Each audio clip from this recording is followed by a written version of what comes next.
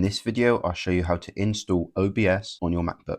The first step is to go into your browser and look up OBS. Click this top link here, obsproject.com. Now select macOS. And I'm using an Apple Silicon Mac, so I'm going to click this one. The download is going to start up in this top right corner here. Once it's downloaded, you can double tap and drag OBS into Applications. Now go into your Launchpad and open OBS. As I already had OBS installed and I'm currently recording on it, I don't have to tick any of the boxes or grant any permissions, but I'm still going to show you how to grant the permissions in the settings. So go over to System Settings and go down to Privacy and Security and look for Camera.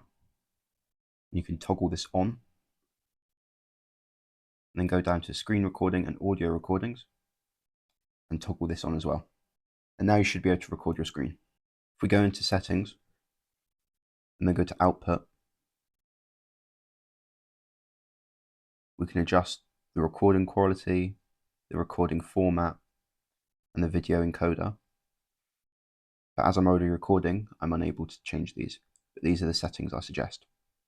In the video settings, I set my resolutions to the highest they can go and my FPS to 60. Thank you for watching the video. If you found it helpful, please like and subscribe.